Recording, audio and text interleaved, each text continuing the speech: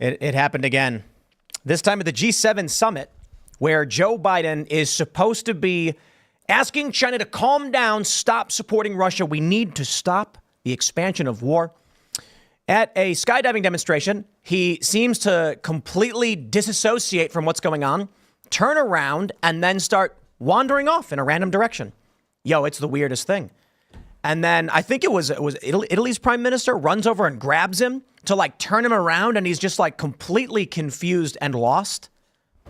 Man, coming off of that other video where everyone's dancing and he's just frozen and just like completely out of his mind. Now, some people are saying, is this really the big news? And I got to say, we have concerns. Donald Trump is slamming the Biden administration and Biden himself over Russian naval vessels off the coast of Florida. Joe Biden at the G7 is supposed to be representing the United States. And one of the big issues is talking to China to get them to back off of Russia to stop the escalation of conflict so this doesn't turn into World War III. And the dude is just not there. So I don't know. I mean, maybe we got someone else there who has no authority and they're not going to respect. But this is it. The other big news, and this is a really big story. Apparently, the Sandy Hook families have filed to seize Alex Jones's X account, calling it a customer list. And this is huge. They outright say in the news article, the goal is to prevent Alex Jones from being able to ever promote another venture. This is not about defamation. This is about destroying InfoWars and Alex Jones and making it so he can never work in media again. So we'll talk about that, plus a bunch of other stories that are pretty weird. Head over to castbrew.com before we get started and buy coffee. We got Ian's Graphene Dream now available. It's a low acidity coffee. It looks like we already sold several hundred bags since the launch about a week ago, so we really do appreciate it. But of course, everybody's favorite is Appalachian Nights. That wasn't our intention. Rise with Berto Jr. was expected to be the flagship, a light roast breakfast blend, but everybody loves Appalachian Nights, both in the literal sense and our coffee. So head over to castbrew.com to support the show, buy our coffee. Also, head over to timcast.com, click Join Us, become a member to support our work directly, and you will be making the show exist. That's really what it comes down to. But as a member, you get access to our members-only call-in show. And if you didn't see last night's with Matt Gaetz, it was absolutely fantastic. Talking about active legislation, talking about the goings-on of Congress and his views, and it was absolutely fantastic to have Rep. Gaetz here. But become a member, you'll get access to our Discord server where you can submit questions, and then Monday through Thursday, 10 p.m., we have the member call-in show right after the live show on YouTube, and y'all can actually call in to join the show, be on the show, and talk to us and our guest. So I do recommend it because it makes the show run. Smash that like button. Subscribe to this channel. Share the show with all your friends. Joining us tonight to talk about this and everything else is Mike Benz. Thanks for having me. Who are you? What do you do? Mike Benz. I'm the executive director of Foundation for Freedom Online. It's a free speech nonprofit. We're sort of a watchdog of the censorship industry. And so I basically specialize in stopping internet censorship. Right on. Should be interesting talking about the Alex Jones stuff then. So thanks for hanging out. We got Chris Carr hanging out. What's up? I'm Chris Carr. I'm the executive editor at scnr.com. That's Scanner News. And I'm joined by the outstanding... I'm Hannah Ribble. I'm so excited that Chris Carr is on. We don't get to do the show enough together. I'm also from scnr.com. That's Scanner News. You can follow all of our work at Timcast News. And if you hate my articles, send hate to Chris on Twitter. Hi, Serge. Hey, what's up? Let's get started. Here we go. It's the big story from the New York Post. Biden wanders away at G7 summit before being pulled back by Italian prime minister. This video is wild. It's already got 10 million views because... we're all deeply concerned about the mental capacity of the president of the United States. Here you go. Here's the video. Oh, is there no audio on this? Or is our audio just not turned on? Is our audio on? Oh, okay. I guess it's just no audio. Here you go. Here's Joe Biden. And he just, for no reason, starts wandering off. And you can see her get more and more concerned, try to act like it's casual. And then she has to grab him and pull him back in like... Yeah, facing the wall. Look at his face. He didn't even know what's going on. They make excuses for him every step of the way. He has no idea what is happening around him. He's just gone, man. And what does everybody say? It's elder abuse. This went up today at 1 p.m. It's got 10.4 million views already. But then, of course, there's this video. You probably saw this one. This is when Joe Biden I don't know how you describe this. I'll just play it for you.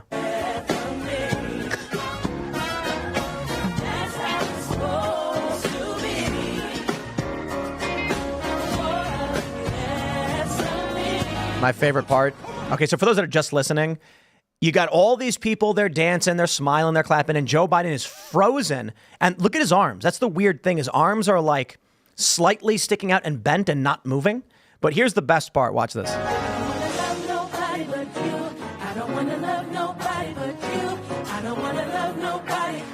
This is the weirdest part of this video. Biden grimaces and then looks over to the guy next to him like he's really pissed off. Well, and what do we call him? Second gentleman, Doug, is looking. You can see that he's looking past Kamala at Joe Biden like, you okay? What are you doing here? I saw the funniest caption on this. It was, hey, these edibles aren't working. And 20 minutes later. The thing is, I have no rhythm, so there's a level where I can understand maybe standing still when everyone else is able to, keep up with some kind of tempo. But it doesn't look like he is present. It doesn't look like he even knows the emotional reaction he's supposed to be having to this event. He walks around with a death mask, like the same horrifying death mask that you imagine on a dying person. And did you all see the video where he saluted Maloney? He saluted her. Yeah. At the G7 today. He's just gone. Yeah. It's crazy because we've talked about his cognitive failures before, but we are well beyond whatever. I mean, we played that video. I should probably pull it up again. We was talking about U.S. weapons in Ukraine, and he can't say more than a few words without going out of breath. I think whatever drugs they got pumped into his veins are not working anymore, and they know it. It's kind of like a low power mode on a computer or something. Like, because I actually think if you were to put him in a debate, he would be able to summon the power to be able to actually be somewhat formidable. But that he sort of gets that by being in effectively sleep mode for the other 98% of the day. And, he's sort of like a device that is old and worn out and just has to conserve that. But this is one of these things where people have said that about Biden for a long time. I remember the Paul Ryan debate where Mitt Romney was looking like he was on track to potentially beat Barack Obama. He won the first debate. And then Biden, who everyone associated with being sort of slow and prone to gaffes, absolutely spanked Paul Ryan, basically turned around the Obama campaign. And, I wouldn't underestimate that aspect of Biden still having a heartbeat, but these are definitely funny. I'm going to play this clip. This is the interview he had with David Muir. I don't know exactly what this clip is, right? So we know that at some point in the interview on ABC News, he mentions, he gets asked by Muir about U.S. weapons being authorized to be used in Russia. And he sounds absurdly out of breath. So what I did was I searched for the clip just now, and I grabbed a random segment from the interview, which I don't know where it's specifically at, but I'm going to play it. Let's hear how Biden sounds. Lost on us where we are today, what these brave young American sons did 80 years ago. And we know what we're witnessing in the world right now, the wars, the deep divisions at home. What do you think these American heroes can teach us right now about meeting this moment? Stand up, tell the truth, serve your country. Imagine what they had to come through. I was here 30 years ago, came in on a landing craft. You could see from out there what they saw here. The idea that they got off those boats, they got off those landing crafts. Many of them died sinking in the come across that beach as long as it's just astounding. It's astounding. But what it says to me is how critical alliances are. How critical alliances are for our security.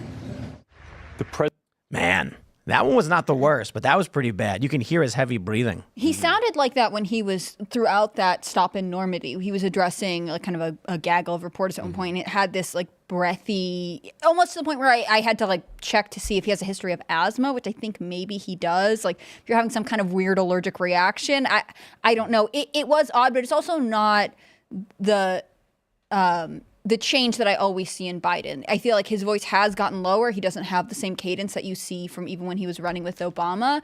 But that one in particular, it was just so odd and sort of all of a sudden, and it seems to have gone away. He's concerned me for 40 years. He's not a decent man. He's a dictator, and he's struggling to make sure he holds this country together while still keeping this assault going. We're not talking about giving them... Yo, it's crazy. You can hear him. Yeah, every step of the way. It's weird. The thing that I find interesting about the debate is So what I was reading today was that basically Biden hasn't started debate prep. He's got 2 weeks until he's supposed to debate Trump, and he's kind of back-to-back booked. He's in Italy right now. He's supposed to go to California for a big fundraiser, and then return and have like 10 days to do debate prep. Now, he's a career politician. He's been in debates before. Maybe he doesn't need it, but on the other hand, like it doesn't seem like he is the same Biden that was in the Senate, that was with Obama. And so I just wonder, how do you prepare someone like this for the debate? Is it like you're saying, you just have to hope that he has enough energy, you let him rest?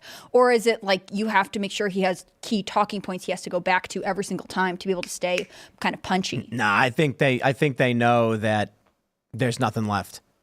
And I can't remember who tweeted this. Man, I feel bad. They said that they're going to sink Biden, but they're going to focus everything in terms of the shadow campaign, mail-in ballots on senators and members of Congress so that they can impeach Trump and target Trump, go after him that way, because they're not going to win the presidency. Yeah, it's interesting seeing his failing memory, because there's a quote that if you're an honest man, you don't need a good memory. And I'm almost sort of, I sometimes flirt in my head with thinking about, the Biden family intrigues are so vast. They go back such a long time. Biden, before he was president, before he was the vice president for Obama, he spent 40 years on the Senate Foreign Relations Committee, which is really the Senate arm of the American empire on every continent. And it's got oversight over the State Department. And the State Department essentially has oversight over the intelligence community. His own family is involved in it 1,000 different ways. He's a guy who's basically an international deal maker, who half of his life is diplomacy. The other half is sort of duplicity about that diplomacy. There's a lot of lies you need to keep straight, a lot of stories you need to be able to sort of tell to different audiences about the same fact pattern. And I kind of feel like when you live that life for so long, you don't really age gracefully with a good memory, because you can't keep your own lies straight. Mm-hmm. He doesn't know when he lied and what he lied about. And it doesn't matter ultimately, because the corporate press is going to run cover for him. And I mean, but the thing is, I think that at this point in his life, he's sort of running on the fumes of his 50 years in government. And he's still kind of like mastered substanceless speech, even though he can barely speak or get it out. Like this, there's no substance to what he says. And it's just like second nature for him. Yeah, he can kind of convert into or like shift into a gear where it's like, I'm addressing a crowd. Mm-hmm. And like when you heard him at the gun rally the other week, he's like, knows how to build to a point and then say something kind of colloquial. But again, I just don't think that if you're a young voter, right? You didn't see him, when he was involved in different hearings in the Senate. You didn't see him before. You maybe remember him as the VP. Do you look at him and think, strong, capable leader, definitely able to convince me to vote for him? No. I mean, it's concerning to me that he's at the G7 summit. He's supposed to be negotiating all kinds of stuff and making all kinds of deals. And, shout out to the Prime Minister of Italy for just sort of escorting him back to the fold. I mean, he needs a handler always. And that's not exactly what you want in your world's leader. I mean, when you look at the leaders of Europe, when you look at what's going on with NATO, the United States has become an appendage, a vassal state of this international organization that will do whatever it wants. You've got international volunteers, in Ukraine fighting the war, flying the Ukrainian flag. They're not Ukrainian, but they're fighting there. Who's paying them? What are they doing this for? They're not doing it for free. If they are, okay, well, then I stand corrected. Volunteers. There's something else there. Joe Biden's brain don't work. This country is running effectively as, I don't know, we are being forced along by a corrupt Congress that won't do anything, an executive branch that doesn't exist, and a Supreme Court that can barely get its head straight half the time. I mean, Roberts doesn't even know what he's doing. And then you've got the liberal justices like Ketanji Brown Jackson doesn't even know what a woman is. So we desperately need to make this country great again. And there's a lot of people who are like, the country was never great, blah, blah, blah. And I'm like, dude, I don't know, man. Look, I guess great could be a semantic definition where you think the threshold is. How about functional? Make America functional. MAFA. Make America functional again. Because, wow, this is like Joe Biden shows up to the G7 summit. And it's like he's not even there at all. He's just bumbling about, confused.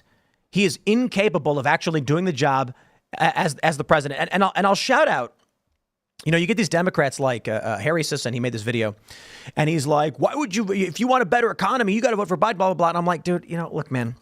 Anybody who's voting for Trump or Biden on legislative issues, I got to let you know something. It's called Congress. They handle legislative issues. The president, of course, signs laws and can work with Congress. But the real reason to vote for a president is they negotiate for the country. For Donald Trump, it's because of foreign policy. That's the big factor in who you're voting for president.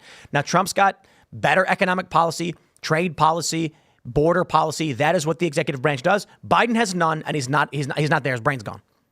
Yeah, it's interesting because Joe Biden's moniker in Washington from the 1980s until he was vice president was Mr. Foreign Policy, you know, because he sat on the Senate Foreign Relations Committee, and he was the chairman of it and the ranking member. So Biden's whole in fact, you can look up some of these articles from when Biden was running for president. The main force behind him was the U.S. foreign policy establishment. The stakeholders that we have who coast off of the activities of our State Department and our Pentagon and intelligence services. A great example of that is BlackRock. You know, BlackRock, everyone sort of knows for their $10 trillion of assets under management, but they're a global firm which has portfolio companies operating in every country on earth. And Biden actually hemmed and hawed a lot before he actually ran for president. He didn't really go forward with it, according to, I think, the New York Times, who published this, a January 2019 meeting at BlackRock HQ with Larry Fink. BlackRock pledged their support behind him, and basically one of Biden's top advisors in the White House is one of the Donilon brothers, the Tom Donilon, the brother of the main advisor in the White House. Tom Donilon is a former military guy, former intelligence guy, former State Department guy. He did the hat trick, and now he runs the investment arm of BlackRock. So you have Joe Biden's top advisor being the brother of BlackRock with $10 trillion of assets under management, many of which are in Ukraine. And a brain that doesn't function? Well, I think the Donilon brothers' brains function. I think that they don't want a president. I think actually Biden is ideal, because if you were to have a popular president, they tend to be charismatic. They tend to have thoughts of their own. But personality is better that way. Oh, it yeah. is, as long as you win the vote, then they'll be compliant. The issue is there's this trade-off where they need to sort of get them up to a certain point. And it's hard to think of another Democrat who will be as not there, as have no ideas of their own, no vision of the world, no principles of their own. You know, Biden, when in the 1990s, he had a quote where he described himself as a prostitute. Now, he was saying this in the context of how unfair it is as a senator if you don't come from means, because he bragged that he was the poorest person. He was the poorest person in Congress when he won in his 29 years of age, or he was very young when he came to Congress. And he was complaining that you need to sell out in order to donors. You need to prostitute yourself, and that he himself was effectively did that. And then he becomes chairman of the Senate Foreign Relations Committee. Well, who is he prostituting himself out to? He's to that same foreign policy establishment. And to Tim's point about Trump running on foreign policy, it's precisely for that they're coming after him. You know, the Ukraine impeachment, the Russiagate FBI investigation, the Soros prosecutors, and the Soros global interests behind the present lawsuits. I want to give a quick shout out to Power Wheels CD in the chat, who said Trojan Corpse. I thought that was a pretty good one. Let's jump to the story from the Daily Mail. This is the greatest poll I have ever seen done. I am so excited for this, and I can't believe they actually did this poll. JL Partners polled 500 likely voters about the upcoming debate. Half of voters expect Biden to forget where he is during first debate in Atlanta and walk off the stage on the wrong side. That's an amazing poll. Could you imagine a pollster calls you and it's like, hi, we're here about the presidential election. Do you think Joe Biden will forget where he is and wander off the stage in the wrong direction? Half of them said yes. This is awesome. So 79% expect Trump to interrupt Biden. Agreed. 70% expect Biden to mess up his words. Yes. Trump to tell a rambling story. 61%. Now that I don't know if I get. He loves a good aside. I feel like he has a couple moments where he's like, but at a rally, maybe. I think rambling story is is charged language. Yes, But he yeah. does like to tell some stories. At a rally, though, not a debate. But you can control the time. If They're you wrong fill, about fill that up one. time. Trump's mic to be cut off, 54%. See, that's the issue. They're saying there's going to be like a hard time limit, and they're going to cut mics when the limit's up. It's ridiculous. 49% expect Biden to forget where he is. 41% think he'll walk off the wrong side of the stage. And 40% think he will have problems standing up. Didn't they want chairs? I think they did at one point, but I don't know if Was that? I don't know if that was this. I think they wanted chairs or something. Might as well Biden's do, like, we might as well do hospital beds at this point. They were like, we just would like it to be virtual and pre-recorded. Well, what's interesting about this, too, is they have a stipulated agreement that Trump's mic will be cut off if he interrupts. That was one of the stipulated terms because they were so afraid of Trump's sort of pithy Arnold Schwarzenegger type comments like, because you'd be in jail. And so Trump does have that sort of one-liner quality. So it is kind of, I think it's good as a meme, but I don't think Trump really is prone to rambling. And again, they fear Trump interrupting with those because it interrupts a Biden ramble and sort of reveals it for the ramble that it is. Yeah, if the goal of the debate is to be the one who speaks for the most time, who kind of controls the pace, then, being able to sort of out-talk your opponent isn't bad. Again, rambling feels like it might be a sort of biased question. But, in terms of all of this, do you think that these low expectations for Biden, like the fact that there's even a conversation that he'll exit on the wrong side, it sort of works to his favor because people don't believe he can do it. So sort of any sort of basic performance is a win for him? I think it totally does. You know how when they do those Oxford debates and they determine the winner not by who in the audience agrees with the issue most, but they sort of take a baseline. Who is on this side of the issue before the debate, and then they measure the winner by who came over to the other side, whose expectations essentially changed in favor of one versus the other. And this is another one of these reasons why I just caution not to underestimate Biden in a debate context. And I go back to the low power mode, because even the videos that we watched, that was Biden when he was at one of a million of these perfunctory presidential things. You're in the garden, you're watching a paraglider. Okay, I need to just, smile for the camera. But in your head, you're thinking about everything else you have to think about as president. And there's so many of those functions that are perfunctory. I would not be surprised if behind closed doors, low power mode comes off and we need to be sharp for an hour or two. And I do expect that in the debate. You expect him to sort of tighten up in time? Yeah. I mean, but is that sort of a low expectation for voters that we can get Biden to be high performing for an hour or two of the day? I mean, there's no doubt that being the president of the United States is a demanding job. I remember seeing those before and after pictures of Obama, who had gotten very gray. I can't imagine that the demands time, travel, stress, everything else. But if Biden can only perform for one debate with multiple weeks of warning, is that good enough in terms of a political leader? Well, there's another aspect of this that I find interesting that's sort of related, which is the lack of celebrity endorsements in the summer of an election season. Part of this is because while it doesn't necessarily cripple Biden to be so absent and to be so sort of easily dunkable on for these kind of moments, the total absence of charisma makes it hard for people to tell their own audiences to go out for this person without looking either profoundly uncool or looking like a naked shill, because what do you really see in this person? Because there's nothing really to go on. And Biden doesn't do press conferences. Trump did press conferences every single day during coronavirus, and he was probably the most accessible press person. Biden does not do public press conferences. In the limited context that he does every couple months, it's a couple of questions, none of them adversarial, and tightly controlled. And what I find really interesting is typically, they say that politics is Hollywood for ugly people, that politicians aren't necessarily highly charismatic by nature, but if they are up to a certain point, celebrities can kind of do the rest. And right now, there is almost no. I mean, you have a couple of these, the De Niros, but we're used to seeing.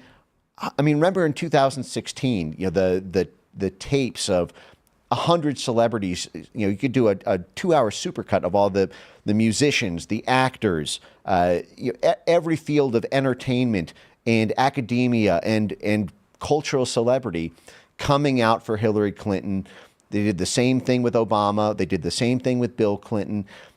But this election season, it's almost on mute. So there's actually a list of endorsements on Wikipedia. Joe Biden, I noticed something interesting. Joe Biden doesn't have categories for like celebrities. It just has notable individuals. And so it mentions Mark Hamill, Whoopi Goldberg, George Conway, Stephen Colbert, George Clooney, J.J. Abrams. There's a good amount here, right? George Clooney, Obama, Kimmel, and Julia Roberts are hosting this fundraiser. Yeah, and on you've got Saturday. Steven Yeah, Spielberg, Martin yep. Sheen, I don't know, Matthew Iglesias. Congratulations, you're listed as well. Wow. But when you go over to Trump's, he actually has so many, it breaks them down into political operatives, actors, musicians, sports figures, religious figures, and activists and public figures. So certainly Trump has substantially more than Joe Biden does. Biden does have his celebrity endorsements, but they actually, like, when you look at the list of endorsements for Joe Biden, I mean, how many of these are actually, okay, how many actors do we have? Let's see, 1, 2, 3, let's go, 4, 5. Oh, Eva Longoria. 6, 7. Oh, Rob 8. Reiner. He's got about 9, 10, 11. Tim, how many of these are A-list actors that were in a movie this year? I mean, all of But to be fair, I mean, like Dean Cain and like Kevin Sorbo they're doing like parallel economy stuff. That's exactly what I was going to say, was what you're talking about, is that I don't think these celebrities have the same cultural clout that they used to. Like, we're in a totally different landscape than we were in 2016. Their endorsements really don't matter that much. Maybe it does at an LA fundraiser with Julia Roberts and George Clooney, but culturally speaking, I don't think they're relevant. Yeah, but take a look at this, right? So if we look at Joe Biden let's look at like music. Okay, let's see if he has any names in here that we can actually be like, oh wow. Lenny Kravitz. Where's Lenny Kravitz? Well, the AP wrote about this yesterday. So Yeah, I'm but looking Lenny at the AP Kravitz study. is a Gen X. He's not. He's not a big deal right now. I mean, No. shout out, whatever. He's all right. Lizzo's popular with Lizzo's on the list. liberal. Yeah, she is. Oh, okay, well there you go. Singer. All right, what's her name? Is it just Most of the rappers are supporting Trump. But when you look at Trump, you've got The female rappers. Azealia Banks, Benny the Butcher, Kodak Black, Yeah. Orgiato Blow, Waka Flocka Flame. Sexy Red. I do like that they included Naked Cowboy. Sure, I guess. DaBaby. Oh, I didn't know about Aaron that one. Lewis. Nice. Ted Nugent's also a bit older. Lil Pump, Sexy Red. Lil Wayne too, and Snoop Dogg even reversed his position on Trump. Did you see that? Yeah. Did he really? Snoop Wow. Dogg, who, Yeah. if you remember, held up did a music video essentially shooting Trump in the head or holding a gun to Trump's head when he ran the first time. He actually came out a couple weeks ago and said, "I got nothing but love for Trump," and basically, effectively, all but did a formal endorsement. So who does he got for sports? He got Andrew Tate as sports figures. I do love that. I feel like Trump's. It's not like the lists are. Trump's list is obviously bigger, but Trump's got more relevant figures than Biden does. But I think that's kind of just obvious when you look at the polling. When you look at public sentiment, it leans slightly towards Trump in a lot of different ways. Not that it matters, because all that really matters is whether or not Republicans can figure out how to win an election. I mean, it is interesting because typically Democrats lean on Hollywood and celebrities to say we are the cool, youthful party. I remember in 2020 at their convention, they had Billie Eilish perform. And at the time, she was really on her come up. She'd been huge during COVID and everything. And, maybe young celebrity starlets are just not interested in endorsing Biden, although we know that they tend to be politically active. I'm thinking of Olivia Rodrigo, the pop singer, handing out the equivalent of Plan B at her concerts. Like, they have political positions, but for whatever reason, it's not translating this cycle into Biden endorsements. Even from what I can see, people who have endorsed him in the past. I'm going to speak specifically about Taylor Swift here. Read my mind. Yeah, they can't get Taylor Also, yet. I'll just shout out the rest of the list includes like Kimberly Guilfoyle, Jackson Hinkle, Charlie Kirk, Carrie Lake. You got Malik Obama. That's great. You got me, Jack Posobiec, Amber Rose, Scott Pressler's on the list. So I don't know, man. Whatever, I guess. Well, this is really where I see the low power mode, though, coming into it more so than in the debate, in the sense that look at what Trump is doing today with Logan Paul, a 90-minute interview. Nelk Boys, like 60, 90 minutes. I think what's hurting Biden about this kind of low power mode and then save it for an hour or two of the day is that you can't do these kind of media tours and these kind of, the media blitz of connecting with all these celebrities, because they can't get together to produce a video, to produce an interview, to do a little song together. He can't hit the road and do 4 cities, to go to LA, for this, to New York for that, and Chicago for this, whereas Trump is flying 4 or 5 cities a day. That was one of the things that Democrats were arguing was so great about the trial, is that it hemmed Trump down physically in the trial room so that he couldn't go out and do the blitz that brings you the hearts and minds. And so I actually think part of the celebrity endorsement drought in the Biden election cycle here is the fact that he has to be on low power mode so much. He can't expend the energy to do these high profile, have to be present, have to deliver, because you are in front of the cameras, in front of all their audiences. You actually have to be on point. And so he's cut off from that. And I think part of that also has to do with a kind of left-wing civil war on the Israel-Palestine thing, where because of that issue dividing the left, a lot of celebrities don't necessarily want to endorse Biden, because not only do they need to fear a Bud Light-style right-wing boycott, but their left-wing flank half of their base may be pro-Biden. Against it. Yeah, I was just thinking, you're making me think of, I'm going to go back to talking about pop culture. Chapel Rowan, this pop star who's really popular right now, she's really coming up. I think she was at the Governor's Ball in New York, this music festival, and she said the Biden administration asked her to come to the White House and perform during Pride, and she was like, no, and seemed to say basically because of the Israel-Palestine thing, which is fascinating, right? I mean, one of the things the media talked about constantly when Trump was in office was how many of the, sports teams that would win whatever tournament, whether it's Super Bowl or whatever it was, refused to come meet Trump because he was bad, I guess, or whatever. And now it seems like this is starting to happen in the Democrats' backyard in Hollywood, in the music industry. They're saying, well, I don't want to be associated with Biden because either I personally don't believe in him or he's too controversial because of the stances he's taken on this international conflict. Well, I'm wondering if it might be like a really smart strategic move on their behalf to just keep him out of the media tour, like Trump is on. Because, well, if he only has an hour a day, yeah. Well, not just that, because think about it. I mean, he doesn't, well, as you pointed out, he's not a free thinker. He doesn't have any sort of personality to offer anybody. The people are going to vote for him anyway, or have been ideologically compromised for at least 8 years now, probably longer. So who is he really advocating to support him? He's already got the support that he is going to get. Nothing he's going to say on a media tour is going to necessarily bolster that. Right. He can't. And I think part of it is if you send him on a media tour, people are going to be like, well, I have questions about this policy you put out. And I don't think they want to answer to the record they currently have. Yeah. Let's jump to this story from Reuters. This is huge news. Sandy Hook families want to seize Alex Jones's social media accounts. This is wild. Families of the Sandy Hook massacre victims want to seize Alex Jones's social media accounts in his bankruptcy, saying that the conspiracy theorists' frequent posts to fans are a key part of the InfoWars business being liquidated to pay Jones's debts. Jones filed bankruptcy protection 17 months ago, has given up on trying to reach a settlement that would reduce the $1.5 billion that he owes to the relatives of 20 students and 6 staff members that killed in the 2012 mass shooting at the Sandy Hook Elementary School in Newtown, Connecticut.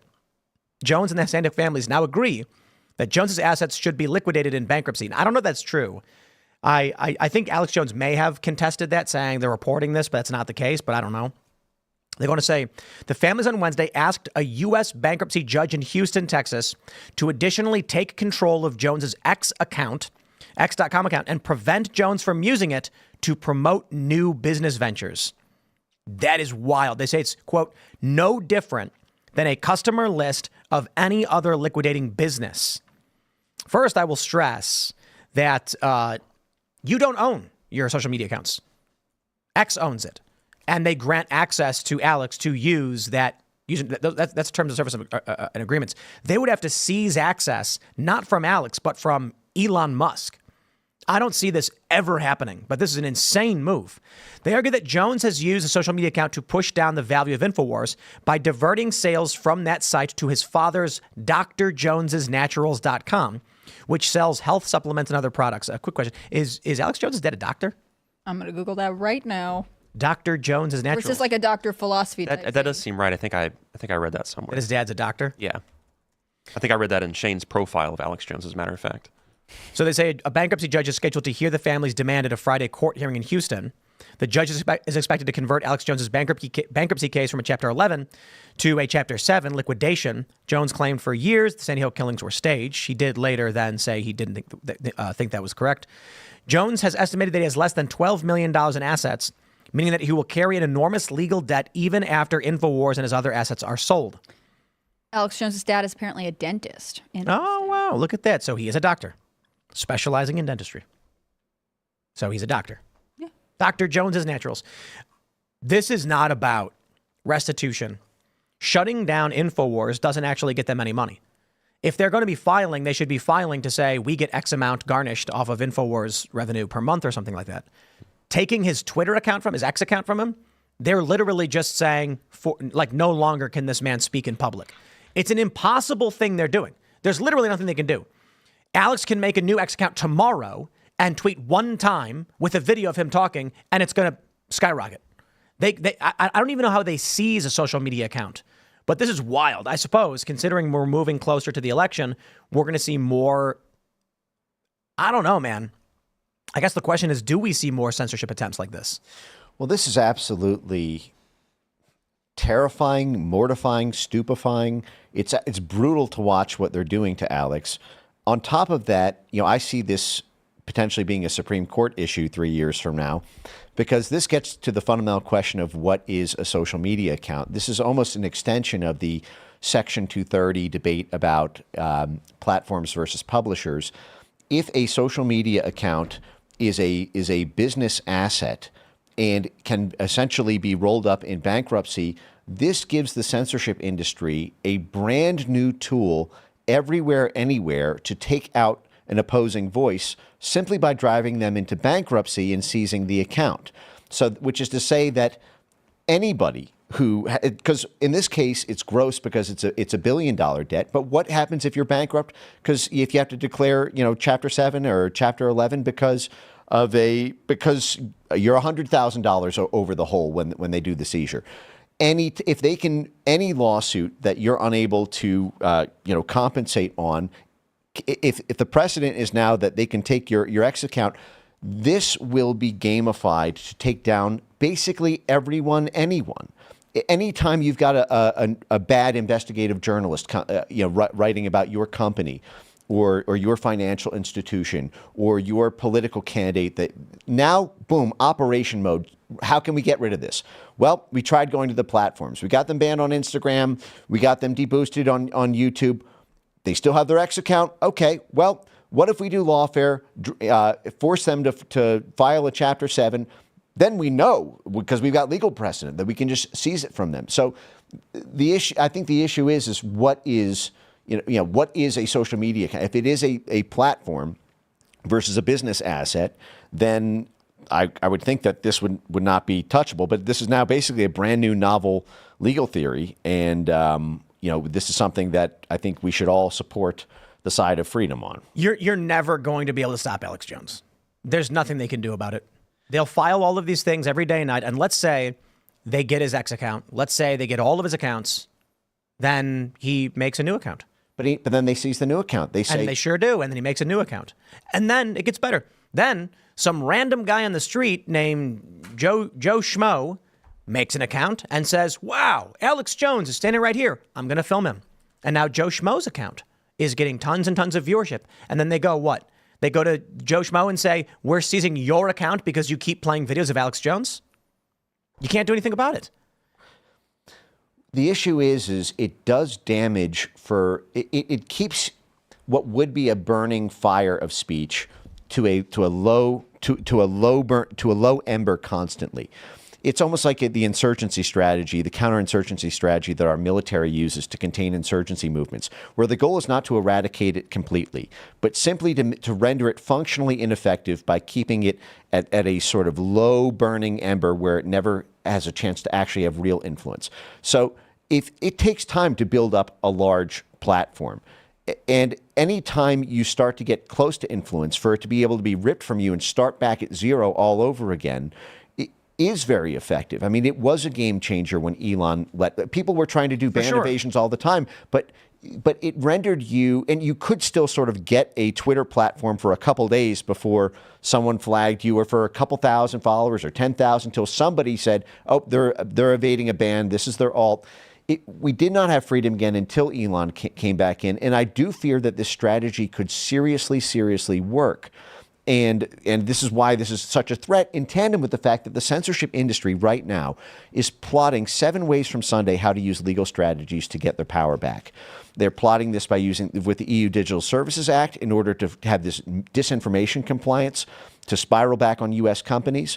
I have clipped hundreds of videos of high-level censorship industry insiders. In fact, in April this year, they had a whole conference on legal solutions to stopping disinformation. And this new toolkit on the legal side to coerce this, I mean, this is just like when Alex got kicked off of social media in 2018, and a lot of people thought, well, that's so extraordinary because he's such a big account, and people were hoping and praying that would just stop there. And then that turned out to be a canary in the coal mine. And I think legally this would be the case if they succeed. And my fear is because it's Sandy Hook, they will win at the trial court level with some favorable judge, and now it's going to be in the hands of an appellate court and then a Supreme Court. And if Biden is able to change the majority of the Supreme Court, we would be looking at a whole new world. Apparently, Alex is saying they're also going after his crew's social media as well. Now, don't get me wrong. I get it. This is a bad and psychotic thing. My point is, there is no point at which you can remove Alex Jones from the sphere. And what happens if they seize his act? Well, first of all, they can't seize his act. Elon Musk is going to say no. Just outright no, you can't. And then what are they going to do? Try to get some kind of injunction? Alex, you're not allowed to log into X then. That makes no sense. I don't even, sure, a favorable judge and crackpot courts. That I believe. Alex Jones uses X. The court says you are hereby banned from using X, and he says, I'll do it anyway. Well, then when we're going to hold you in contempt or something for violating the order, or I don't know how they legally pull this off. And thank God, by the way, that Elon understands the importance of the legal here. I mean, he has fought Australia on their legal prohibitions and won. He has entered the legal battle against the Center for Countering Digital Hate and against Media Matters and others. He has a legal defense fund for people who get fired from X. And so thank God, I mean, in addition to the free speech policies, the actual economic resources behind legal defense, we are in as good a position as you could possibly pray for to be able to take on something like this. The issue is at the end of the day, the justice system is kind of the Strait of Gibraltar. It's this very narrow strait, and if you are ordered by the court, at that point, I could see hands getting tied, and it comes down to judges in a world where we just saw what the judges, what our judges are doing to people like Donald Trump in New York, and what they just did to so many other folks. So the issue is when justice is politicized this way, and you have a political figure like Alex Jones, law almost doesn't exist in this country anymore. It does seem. I don't think law exists in this country. Mm-hmm. Yeah. Right. I wonder too. You're pointing out that if Alex Jones is what he's saying is true, they're going after his crew. I mean, part of the issue is Alex Jones might be able to make something else work, but it's. Part of it is the Sandy Hook lawsuit is sort of now being used to shut down anyone else who's in his sphere, even though they may or may not have been involved with InfoWars at the time of, the incident that kind of set all off, or the conversations or whatever. And that seems to me to be sort of creeping judicial reach, because ultimately it's not about Sandy Hook anymore. It's not about, what was said or not said or anything like that. It's really about how can we strangle and muzzle what's going on here, whether or not we think that the people who are tangentially affected have any actual influence over the situation. Think about this. Donald Trump had corporate bankruptcies. They could argue that Donald Trump, he had multiple corporate bankruptcies. They could argue that if Donald Trump used his personal account to promote a Trump business, then they can seize Donald Trump's accounts. The bankruptcies, whether personal or corporate, and again, this is an InfoWars bankruptcy. This is a corporate bankruptcy proceeding. Corporate bankruptcies happen all the time, every day. If every single time that happens, the social media account of the individual officers or directors or senior leadership or even staffers are now in play, what this opens up is a strategic field of play for censorship operatives and for political folks. It's a brand new world. What's to stop John Doe from starting a company called The War for Information and hiring Alex Jones as his host? What could they do about that? Someone else starting at the company and him being a contractor, not even an employee. He's a contractor who produces content when he feels like producing. He gets paid $48,000 a year. It's a good question. I don't know legally how that would work. I would presume that the lawyers would make the argument that this is a sort of deliberate evasion attempt. They would probably probe all communications in discovery or get some sort of court-ordered subpoena to see if there was, to get the text messages and emails to see if they were trying to do it's basically like ban evasion, right? In a social media. Yeah, I get it, but context. think about what that means. And I'm not saying it's not going to happen, but that means that a private business that has done nothing wrong, that seeks to enter into a private contract with an individual completely outside of the scope of this lawsuit will be targeted with federal harassment. I do not believe right now that there is functioning law in the United States. We have roving bands smashing up department stores and stealing everything. You have people defecating all over the streets in California. The Westfield Mall has abandoned, the company abandoned their lease, and two of the biggest hotels abandoned their, not their lease, their debts. They what is it? I forgot what it's specifically called, but they surrendered. They basically told the lender, you know what? It's yours. We're out. Collateral is all yours. We'll lose the money we have on this. We are seeing just insane levels of crime, corruption. You got the trials in New York. You've got the Georgia trial, Fannie Willis. I mean, this is insane what's happening in Georgia. Can we just break this down? They go after Trump and his lawyers. And now the whole case is at risk of being thrown out because the prosecutor's banging another prosecutor she hired. And it's thrown the whole thing into a conflict of interest because they are literally corrupt. Now you've got to think, it's Wisconsin, right? That filed, their AG filed charges against Trump's lawyers again. Yes. The level of corruption and extrajudicial attacks that are happening. And I don't understand why people tolerate it. Like, I don't understand why Alex Jones or Donald Trump are just going like, well, I guess. I'm like, I don't know what you do, and I don't have answers. But if like a clown showed up to my doorstep demanding I hand over all of my bananas, I'm going to say, get off my property. It's psychotic to assume that we know what Georgia's doing is not within the confines of the law. We know what New York did was not within the confines of the law. Fact. We just have rogue police officers pointing guns at people and threatening them. Like, those cops in New York that are facilitating that trial against Trump, that facilitated it, they should all be in prison. And heaven forbid I ever get any kind of political power. Because the first thing I'm doing as president or governor or whatever it might be is all those cops are the first to go to prison for the rest of their lives. You are not acting within the law. You have no authority under the law. Just because a guy claims he's ordered you to do it does not give you the authority to do it, and you have broken the law. But unfortunately, Donald Trump goes along with it. Well, real quick, my argument for Trump was that he should have told Georgia, he should have told New York, you get a legitimate claim to Florida, hand it to Ron DeSantis, put it on his desk, and I will talk to him about whether this is an actual legal proceeding or not. I'm really glad you brought that up because I've been banging on, and folks who follow me have seen me tweet this every week, every month for the past year and a half now, which is that we effectively need a kind of sanctuary state for politically heterodox folks. And in particular, something that I published about last week, which I think if there are any state assembly members listening right now, I'm speaking directly to you. What you can do right now in your state assembly, if you are a state legislator in Florida, in Texas, in Tennessee, in Arkansas, pick your state. Amend your malicious prosecution law. Every state has a malicious prosecution law that allows a civil action against a prosecutor who brought the suit not in the interest of justice, but for a political reason or a malicious reason.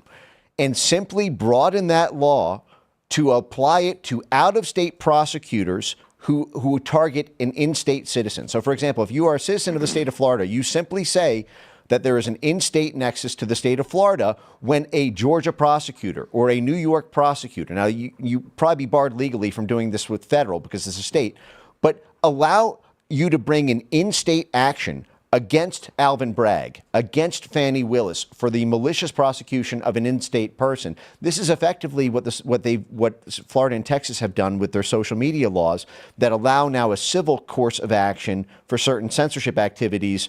Now those laws are sort of being chewed up in the appeals process currently, but you can do the same thing for malicious prosecution and allow Donald Trump to then sue Alvin Bragg and Fannie Willis in front of a Florida jury, and then we'll see if the same outcome happens. I agree. I guess the way you'd see it is they file the paperwork. They say to Donald Trump, he says, don't care. You talk to law enforcement in Florida. The moment they say this is legit, we say OK. Then with the malicious prosecution laws under the law in Florida, Trump files and says this is an illegitimate case. Ron DeSantis and the state police then say we cannot go anywhere near Trump. And this is a dispute between states that has to go to the federal courts. What this would allow is a parallel trial every time this happens. As New York is doing this trial to New York, well, guess what? Now New York's on trial in Florida under a concurrent malicious prosecution case. And that, first of all, makes these things very expensive for the state to litigate. It has liability for these New York offices. It basically makes you a porcupine. So if you want to reach out of state for it, well, there goes the money for the New York prosecutors, who don't make very much, by the way. You know, this now makes the city of New York or the state of New York have to think about its own budget before it goes after an out-of-state person in a prosecutorial way. And then it allows this concurrent ongoing trial for all this evidence to come out in the Florida trial about how rigged the ongoing New York one is. So Level Design Operator in chat said, please asked, that's not the chat I'm looking for, but it was Level Design Operator asking what laws specifically were broken.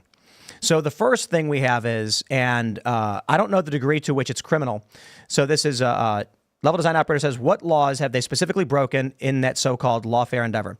So this is clearly malicious prosecution in a variety of ways. We have multiple cases that are malicious prosecution, and I think any reasonable human being, were it not for the culture war in this country in a hyperpolarized state, could conclude this. In New York, they changed the law to allow people to sue another person for sexual assault claims after the statute of limitations, but only for 1 year. Only this one small window. Trump instantly sued on a 30-year-old claim that can't be corroborated in any way, yet somehow a jury still says yes to. Anybody who followed that case and went through it knows the story makes no sense. It's even been challenged by people on CNN and MSNBC as being weird and making little sense. Then you have the criminal fraud trial against Trump's organization, which never committed fraud. They claimed that because Trump's filings for loans were incorrect, that's fraud, despite the fact that each and every one of those filings to the banks had a disclaimer that the information may be incorrect and it requires the due diligence of the lender. The lenders, like Deutsche Bank, said, we recognize that. We did our due diligence. We then told Trump his numbers were wrong. We agreed to give him a lesser amount towards the loan. Trump agreed. We all made money from doing this. If we could, we'd do business with him again. Still, Trump found guilty of fraud. Kevin O'Leary, a major real estate mogul, said, this is absolutely insane. No one in New York is safe if this is what they're doing. Then you get the latest hush money trial. There's literally no direct evidence that Donald Trump did anything with Stormy Daniels other than he paid Cohen, who has lied about everything. Cohen admitted to committing grand larceny in stealing, they say, at bare minimum, $60,000. But under the defense's premise that Donald Trump had no idea that Cohen took out a loan on his own home to pay off Stormy Daniels of his own volition, he didn't know that was happening. That means Cohen stole $250,000, yet they still criminally charge Trump for doing this. Now, anyone who's run a business knows it makes no sense criminally to go after the CEO for what underlings have done that he's not even signing off on. You're the CEO of a company. A mid-level manager says, we're going to pay this lawyer off. Then another manager says, or your CFO says, pay them off. And Trump's just like, sure, I'll sign the check. I don't know, whatever. It's a legal fee. Then they come back and say, you're criminally responsible for what those guys did. None of it makes any sense. But more importantly, let's go to the malicious prosecution. Alvin Bragg campaigns. I'm going to get Trump. I believe Letitia James as well You have, in the hush money case, it is a misdemeanor charge whose statute of limitations expired years ago. Falsifying business records, you're not bringing back up 8 years later, 7 years later. They claim he was trying to influence an election, but the crime happened after he already won it. So what did they do? They said, okay, but if he falsified business records in furtherance of a secondary crime, manipulating the election, then we can upgrade it to a felony. 34, in fact, for each time he signed a check. What was that underlying crime? None of us know, because the judge said the jury doesn't have to unanimously agree on any underlying crimes, just that they think something did occur and then Trump is guilty. Now, here's where it gets great. Here's the best part. I could be wrong about this, but I would assume that at the very least, to be a reasonable person, there are very rare circumstances in the United States where a prosecutor goes to a felony suspect and says, if you flip on this misdemeanor, we're going to let you off. You got a guy who admitted on the stand to committing grand larceny, stealing tens of thousands of dollars, openly admitted it.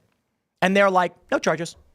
But if you help us get this guy who falsified a business record, none of it makes sense. And it is all patently obvious malicious prosecution. Now, as to the police officers who facilitate all of this, I make no distinction and no excuses for anyone just doing their job. If you are the officer who is kidnapping someone at gunpoint under a perceived authority that does not exist, heaven help you if I'm ever in charge of law enforcement in this country. If I was the president, the FBI would bet each and every one of their doors and they'd be like, you're all going to prison.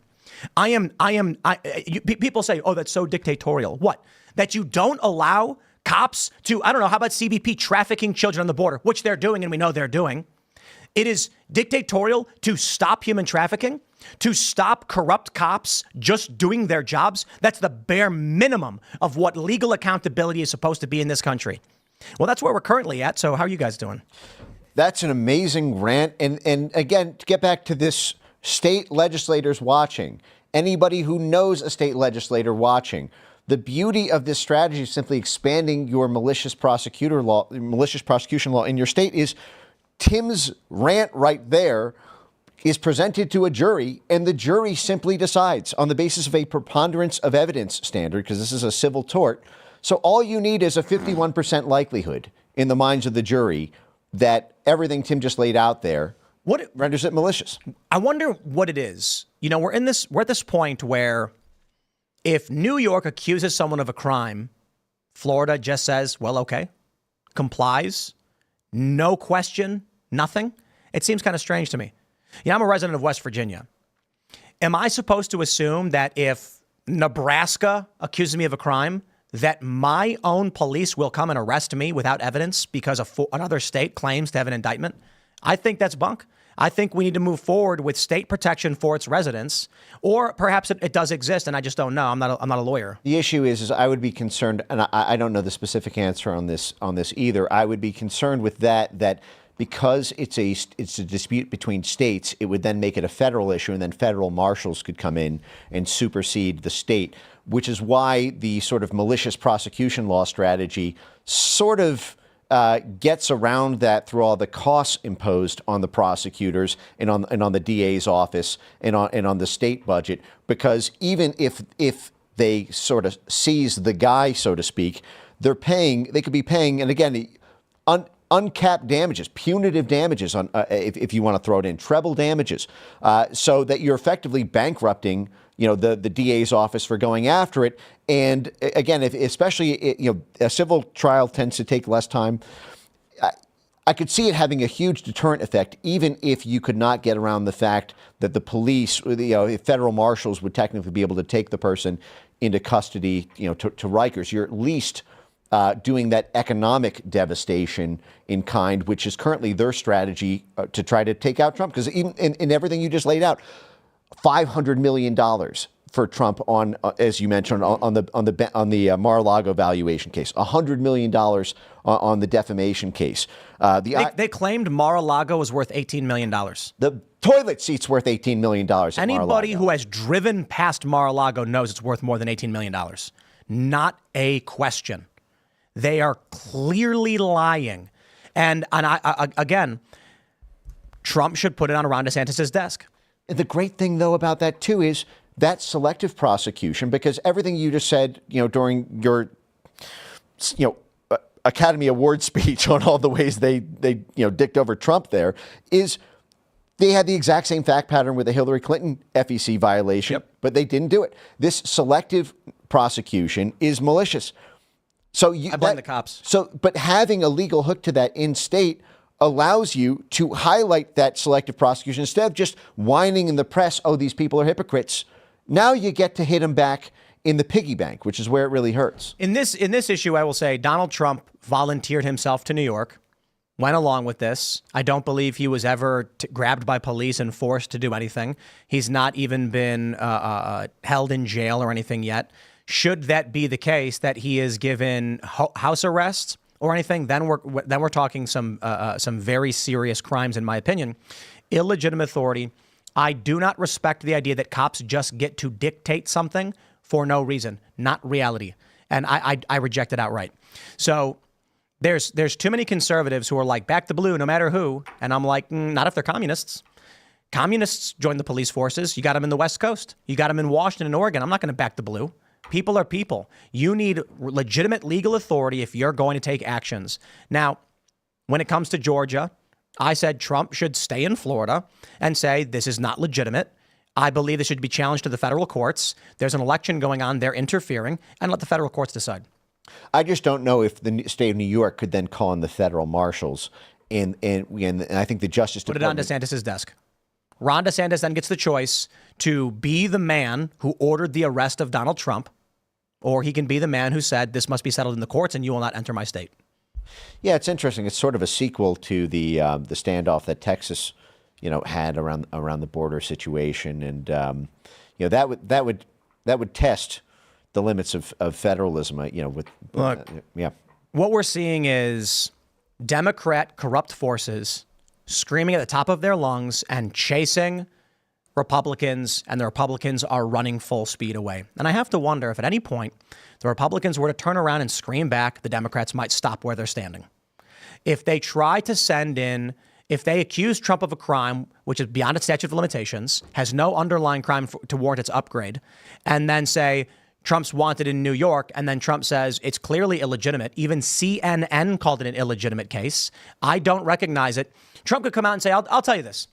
Fareed Zakaria went on CNN and said this would not be brought against anybody else, this case. So I think that's the barometer for the American public to recognize as an illegitimate use of authority. So here's what I'll do.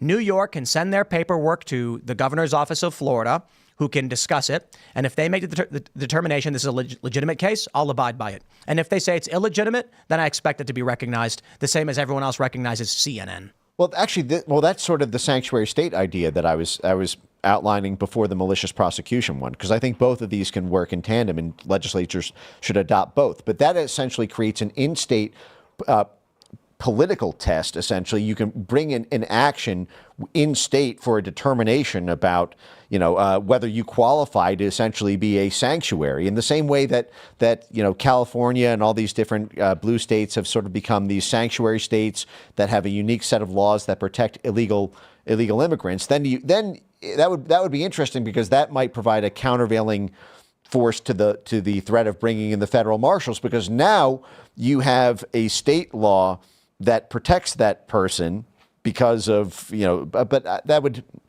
start to get into interesting issues there. But I see that essentially being a sanctuary state for political dissidents. So I suppose that the question is this, right? So the other night I said to Matt Gaetz, at what point do red state AGs, secretaries of state, governors or whatever start demanding criminal accountability from the Democrats that are engaging in these things? And he said, is that really what we want? Extrajudicial, retribution or whatever? And I never said that. I'm saying people are committing crimes. We need people to be held accountable for it. Hillary Clinton's campaign was accused of a lot of impropriety. She was accused of destruction of records. I have to wonder, her campaign operated in a bunch of different states, right? Couldn't any one of those states go after Hillary Clinton and the people who worked with her? They could. I joked about this the other day.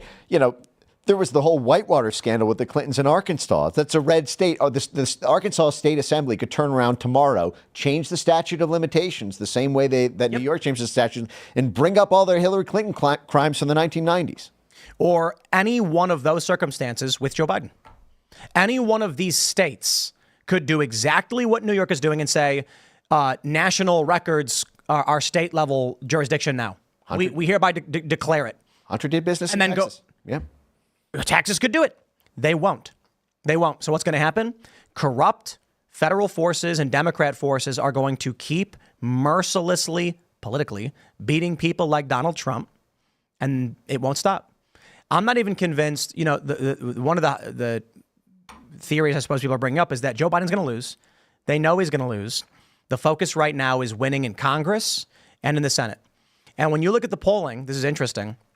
I pulled up the polling and I asked our good friend ChatGPT, based on current polling trends, what its projection was for the presidency. Trump wins. Interesting. What about the Senate and the House?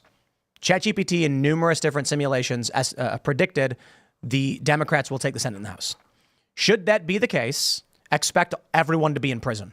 Donald Trump will be president, powerless, concrete strapped to his ankles, thrown in the water, and he'll be impeached in 2 seconds. Then they're going to start locking up everybody else. Bannon will go to prison again. You name it. They're just going to start locking everybody up because Republicans do nothing and don't care. Well, it'll be interesting, actually. We might know next week as early about how far Republicans are going to go, because I feel on most things the same way you just identified. There have been some heartening things, especially recently. So finally, and this should have been done 2 years ago, frankly, but there was a contempt motion that passed the House against Merrick Garland. They found him guilty of contempt and for the same crime that for the same actions that no less than Merrick Garland himself locked up Steve Bannon and Navarro for, Peter Navarro for, which was defying a congressional subpoena, a congressional committee subpoena, for the same reason. Merrick Garland is citing the defense that he invalidated for Bannon and Navarro. And there's my understanding is that Representative Anna Paulina Luna has actually committed that I think there's going to be a sort of final floor vote on the resolution, I believe on June 25th. And that their recourse, because there's two forms of recourse. One is the Justice Department honors the Contempt Act and effectively, takes action against him through the Justice Department path. The other one, if the Justice Department defies Congress, and of course it's Merrick Garland's Justice Department, so that's going to be rigged. But the other option is there's technically a rule that he can be immediately arrested by the House acting sergeant at arms.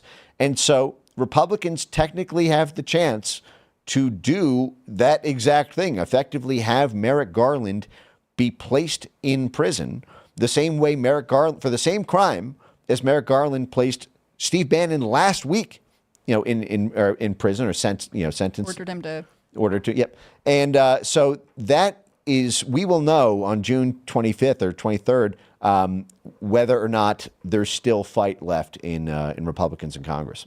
But the overall problem is that Republicans fail to wield power when they have the opportunity. And I can't really quite understand why that is. Why does that happen?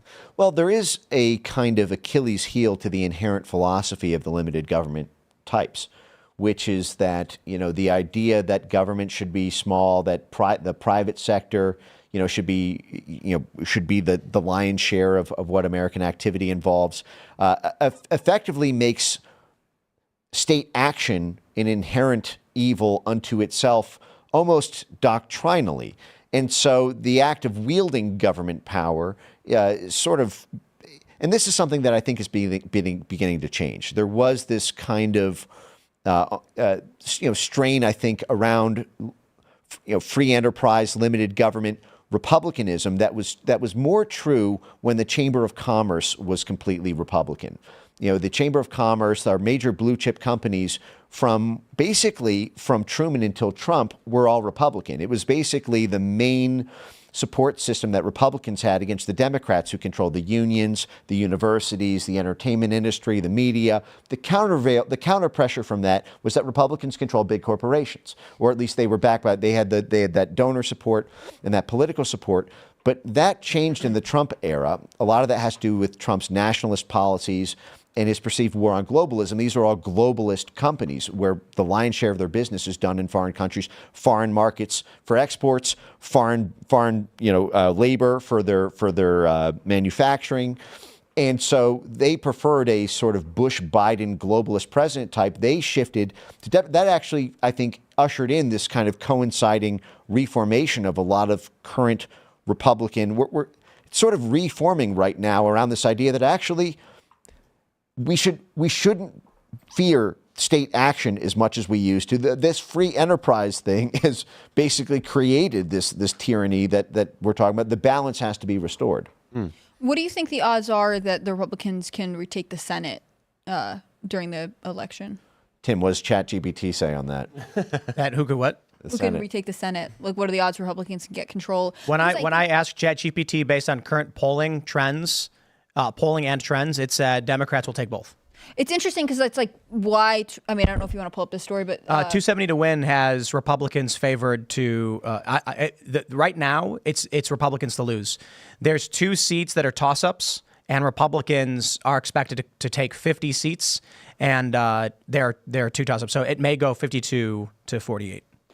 So this is why I think Trump's endorsement of Larry Hogan is so interesting, because there's the argument that theoretically Larry Hogan was, I don't know if I'm jumping ahead, but Larry Hogan was such a popular governor that he could potentially deliver Maryland. We'll pull the story up. So we had this from Politico. Trump supports Hogan's Senate bid after conviction comment.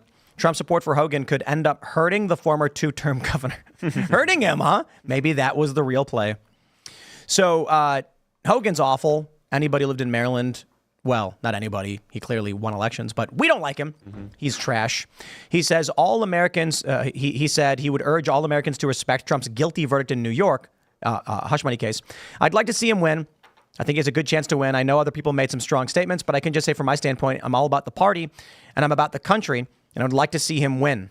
Trump told Fox News, Aisha Hasni, in an interview that has yet to air. Hogan drew the wrath of the former president's team after he refused to defend Trump following his conviction on May 30th. You just ended your campaign. I hope so. Hogan's terrible. I mean, I don't even understand how he wins in Maryland. I mean, he just has longstanding support in Maryland. He just, he was previously the governor. People, for whatever reason, really like him. I don't think he's, the Republican that Trump's Republicans like. But again, to me, it's interesting that Trump is signaling that he would back Hogan for the Senate bid, because if you can get, if you can oust the Democrat in Ohio, and you can oust the Democrat in Montana, and you can pick up Maryland, then you can theoretically tip the Senate in your favor. And I think that signals a level of strategic thinking from the Trump campaign in terms of they want to have a really effective win, and they want to go in as strong as they can be. Because I think you're right.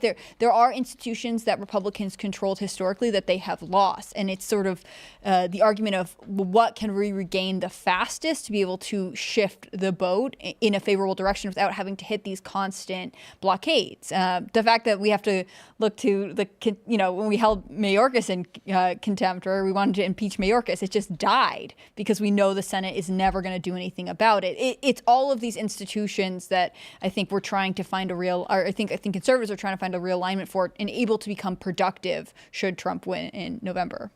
I'm curious, are we able to look up who Larry Hogan's biggest financial campaign contributors are? Like, which industries and yes, perhaps. And individuals contribute the most to Larry Hogan's campaign?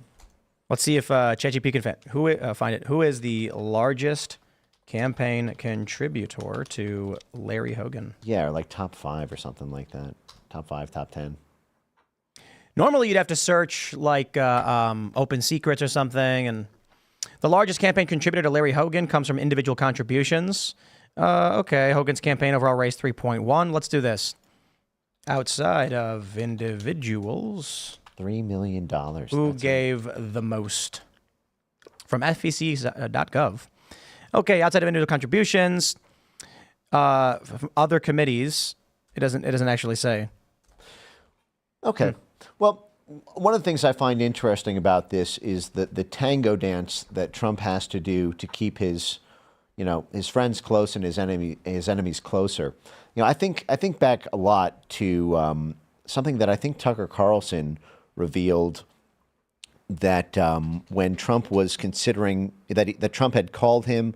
I don't know if I'm recalling the story 100% accurately, but I remember it being reported somewhere that Tucker said that before Trump bombed Syria in, I think it was early 2018, that Trump had called Tucker and asked for his opinion on it. And Tucker said, don't do it. It's insane. It's warmongering. And then Tucker asked Trump, well, what do you think you're going to do? And Trump said, I think I'm going to do it. And I remember that there was some suggestion that Trump didn't necessarily want to do it, but he was under a lot of pressure from the Russiagate, from the Russiagate Mueller investigation, which at that point people thought Trump might be arrested by Bob Mueller in the Russiagate thing, and that Trump felt a need to make sure that Republicans in his own party in Congress who were prone to war, who were prone to maximum pressure on Russia, would be on his side on Russiagate because he was doing what they wanted on Syria. And I look at this Larry Hogan situation, and I can't help but suspect a kind of similar political calculus. So I was finally able to figure it out after asking several questions. So Better Path Forward PAC is one of the leading PACs, and then it mentions other committees. I said, who is the biggest PAC donors? Robert Smith, a private equity firm executive, and Jeffrey Lurie, an NFL team owner, among other contributors. So whatever, I don't know. Private equity. I'd be curious. Yep. I'd be curious what industries that private equity firm specializes in, for example, because what that would reveal to me is is it military? Is it the Carlyle Group? Is it energy? Is it oil and gas? Is it is Software, data, and technology-enabled businesses. Okay, interesting. According to the FEC.gov. Yeah. Yeah. He's also the lead singer of The Cure. What? Oh, it's like, That's a different one. All right, let's see. I asked ChatGPT. Okay, so right now, I asked it based on the current trends. So this is not a simulation or a prediction. This is ChatGPT's analysis of pundits. Republicans are expected to secure 222 seats. Democrats are expected to win 213 right now. They'll have a narrow majority. So what I had done before is I actually asked ChatGPT not just to look at polls, but to look at individual districts and changes in population, changes in youth vote expected turnout. When you added all of these things together, it said Democrats will end up winning. When you ask it based off the latest polling who's going to win, it says Republicans win. But I don't know that that's a sufficient analysis. I think you need to look at immigration, which has been massive, and we need to factor in. And I said, based on immigration numbers, based on youth vote turnout, and intrastate migration or interstate migration, it said Democrats win. interesting. Yep, and then it's going to be a wild ride. I mean, right now, having the House, I mean, as much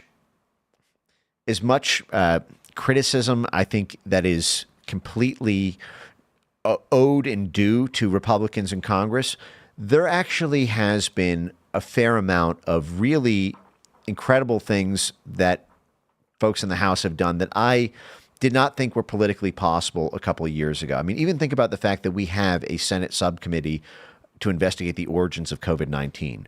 To even ask that question was to not be allowed to have a social media account a couple of years ago. We have this weaponization subcommittee, which has subpoenaed everybody under the sun, done a lot of damage to a lot of malign actors, as they like to say. And the January 6th committee was because Democrats, because again, the role of that majority is not just in getting bills done. It's that all the committees flip. And so the entire subject of investigation either turns on essentially a one vote majority, and this is what we're actually seeing. This is one of the sort of scandals of the George Santos situation and others. But a lot of the momentum that we have right now on a lot of fronts, because even when Brazil came after Elon and the House Foreign Affairs Committee, sort of leapt to his defense, and even right now, even as we speak today, there was a whole hearing on on Merrick Garland's abuse of the Justice Department, where all of the facts about Steve Bannon and Peter Navarro were publicly aired, and that provides media cycles. That provides an important signal to folks in the private sector, folks like Elon Musk, folks like David Sachs and Chamath and other Silicon Valley types, that Congress will have your back if you are honest and act with integrity. There will be investigations. It will be legitimized by the People's Assembly. And the idea that, like, literally just a couple of seats in a random state could end all of the ongoing committees and immediately flip them to the same Justice Department that is imprisoning everyone.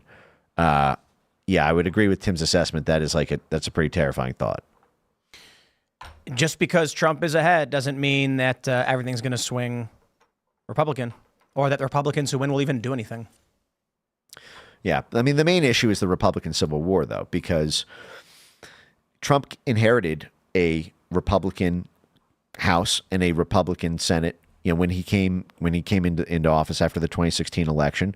But he was screwed over by Paul Ryan. He was screwed over by his own party because of the GOP civil war between the globalist half of Congress, which is funded by the large multinational corporations and financial firms, which is basically invested in the military-industrial complex and the oil and gas industry and the Chamber of Commerce types. And then you have this sort of nationalist populist faction. And until that civil war is resolved one way or the other, the Republican Party is going to constantly lose to the Democrat Party on political issues, because either on whatever your issue, one wedge of the GOP can be turned against the other to create a Democrat majority with the holdouts from the warring factions. Let's jump to this story. Ladies and gentlemen, it may be the apocalypse. Saudi Arabia's petrodollar deal with the U.S. expires with no new agreement in place. A petrodollar agreement with the United States and Saudi Arabia has expired. As per reports, the Gulf nation has decided not to renew the deal that expired on June 9th.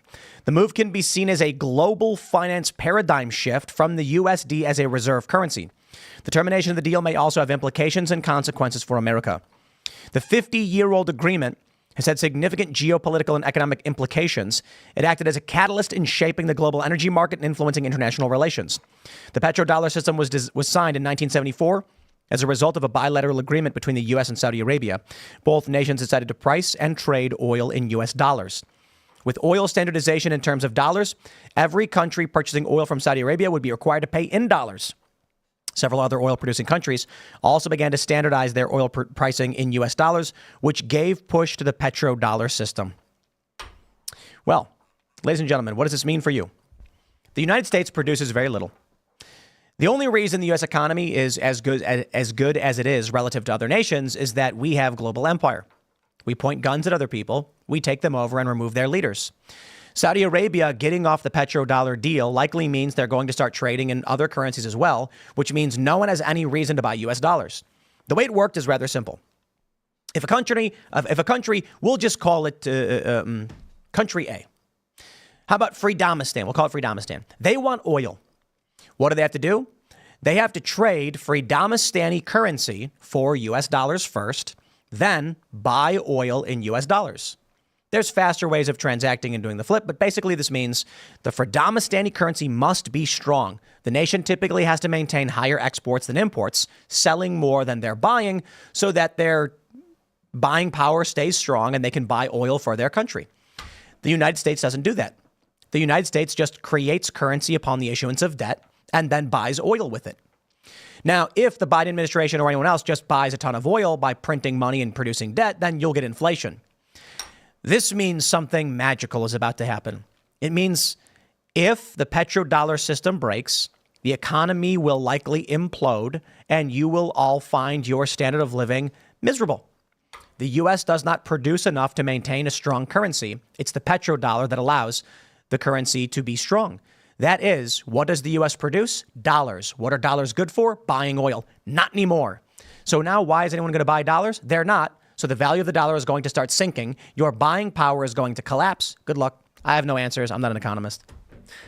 I find this to be one of the most fascinating things to happen. I mean, the decision tree spiral from this is first of all, let it be said that this would never have happened under Donald Trump. Saudi Arabia loved Donald Trump, and they hated the second half of the Biden administration and of the Obama administration and Joe Biden. You know, a lot of this comes down to the fact that Saudi Arabia has been essentially our vassal in the Middle East for oil and the economics of that for a century effectively.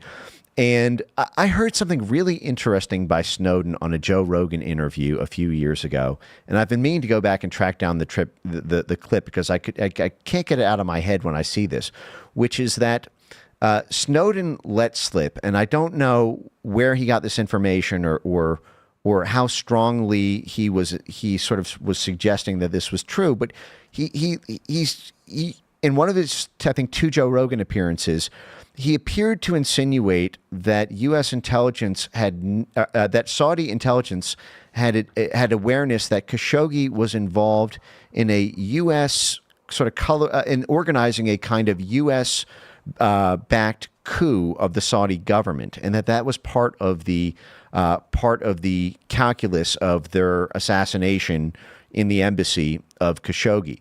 And I find that to be really interesting because Obama really alienated Saudi Arabia with the Iran deal. By opening up Iran's oil and gas exports, it effectively makes Iran a regional rival to Saudi Arabia, whose entire economy revolves on their regional energy dominance. And Iran actually has, I believe, more gross exploitable oil and gas than Saudi Arabia if they were allowed to export to full capacity. And the Obama administration opening them up and partnering with them through the Iran deal brought Saudi Arabia and Israel into a joint. This is actually sort of the roots of the Abraham Accords, which is that the Biden administration and the Obama administration with the Iran deal in 2015, by building up Iran and Qatar by proxy, they were effectively creating a security threat to Israel because that money would go to pay for Hamas and Hezbollah, and an economic threat to Saudi Arabia because now they'd lose a huge amount of their market share because now there'd be all this Iranian oil, and then it would drive down the price of the oil that they do sell because you have all this new supply on the market. And so this basically put Israel and Saudi Arabia into a partnership for the first time in decades, which was brokered by the Trump administration. The first act, if you remember, that Trump did when he took office was to kill that Iran energy deal. And so MBS and Saudi Arabia loved Trump and then immediately went hostile on Biden. And I can't help, if part of that has to do with the current policies that the Biden administration have on Iran, the backdoor Iran deal they effectively have, allowing China to have this $400 billion oil and gas deal with Iran, evading the sanctions, while Hunter was actually partnered with the Chinese energy company doing that. And then you have, same company, but this Hunter 5-6 years ago. And then you have, I can't help but think that Saudi Arabia sees the trajectory of the United States under a sort of permanent Biden government as being something that's going to coup Saudi Arabia from the inside and bankrupt them from the outside. And so they are now breaking this 50-year petrodollar pledge and saying, listen, you're gonna sink, and we're gonna partner with China, and they're gonna be our new U.S. Big Daddy. Joe Biden is not inspiring confidence in anybody, and so I can't imagine anybody's going to think. Imagine you want to go start a business with someone, you want to enter into a contract with someone. Let's say you want to make a comic book, and you need a guy who can, come up with ideas. You're a great artist, and then you meet Joe Biden. You gonna do a deal with him? It's actually great you bring that up, because just today it was announced at the G7 summit that the U.S. Treasury is going forward with this plan to fund Ukraine with frozen Russian assets. That's right. Yeah. So we had it. We've always, just sort of putting on the State Department hat here, we've always made the argument that you should invest in the United States instead of China because, hey, China's an autocratic government. You never know if your investment's going to be safe because any day the CCP could just nationalize your company, take all your assets. Haven't really done it before, but the looming threat of it, because of the way their system works, is always the sword of Damocles hanging above you. So Brazil, you should be using our phones instead of Huawei. You should be using Amazon instead of Alibaba. You should be investing your assets on U.S. territory instead of in Chinese territory. And now the State Department and the Treasury have just done the big bad, apocalypse claim. We've always been saying for like 30 years now that China might do someday, and that's the reason they're bad. It's the same thing with the prosecutions, where they're saying, oh, Trump is threatening to prosecute people while they're actually doing it. But they made a deal under our legal system as it existed at the time. Like the Russians, hate the Russians, think they're the worst thing, think Putin is Hitler. They invested the assets in this country. They did not attack the United States. Whatever you want to say they did, it happened 8,000 miles away to another foreign country. If the new terms of dealing with the United States is anytime we squint and say, hey, you know what? We think you attacked democracy, some ethereal concept, then billions, basically, I think it's like $200 or $300 billion of total frozen Russian assets. I know that there was $3 billion that they pledged that they're immediately taking to fund Ukraine with. Why would you do a deal with this country, in this way? I mean, if this is not reversed immediately, this is going to be catastrophic diplomatically. But it won't be reversed immediately, right? Like, we're kind of in gridlock, in free fall in terms of our foreign policy, in my eyes, until we figure out who's going to handle the next 4 years. You could see a world where Trump wins the presidency, and some of what has happened, some of the worst excesses, not all of it, but some of the worst excesses just sort of feel like a bad dream. They threatened to do this. They did a little bit of damage, but it was stopped before it's too late. America gets to preserve the century of diplomatic statecraft that we'd had for that time. You say, okay, there was a period where we went off the rails, but we reined it in quickly. And this actually shows how robust our system is, that even when we do overstretch, even when we look like we're going to renege on this deal, even when it actually is safe, because we will always be able to catch ourselves. And that it's just one more reason why the fate of the universe kind of hangs in the balance this November. Well, what really cracked me up about the people that were at the G7 that were making this catastrophic deal is that 6 out of the 7 leaders are all unpopular. Like, they have insane internal struggles in their own country. Like, Politico had a great report about this where they said this is the meeting of the lame ducks. So, I mean, you have unpopular leaders that are making deals that are catastrophic. Like, that's pretty much where we're at. Well, that's why I find it so funny that populism is the big dirty word in all of this. That populism is inherently a threat to democracy, the will of the people. Because they basically redefine democracy from meaning a consensus of individuals, i.e., voters, to a consensus of institutions, i.e., that same blob, cloistered, elite institutional set. And so. And you even see this. I mean, if you run a Google search for phrases like elections are a threat to democracy, there's a lot of literature from the foreign policy establishment about how we need to transition away from looking at elections and votes as being our definition of democracy, because populism is on the rise.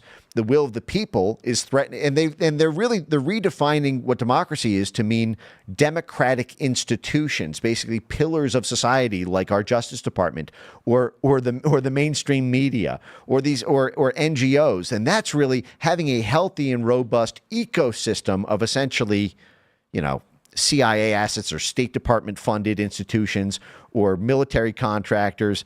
Their will is what democracy is now. And so it is funny that they're unpopular and they're in power, and what they're at war with is the concept of populism, which is basically popular opinion against elite institutions. Just to make my comprehension easier, when I'm reading the headlines, I just instantly, when these freak shows are talking about democracy, I just instantly translate in my head as hegemony. Then I'm just like, okay, now it makes sense. Tyranny, fascism. Yes. Do you think this continues to drive people to populism, though? I think as it becomes more clear that, we're speaking different languages, people feel more, not everybody, but there are a lot of people who feel more insistent that they have to act now. They have to become part of populist movements to again, have some sort of impact on where we're going as a nation. I think presently we're on a razor's edge about that. The fact is like North Korea does exist.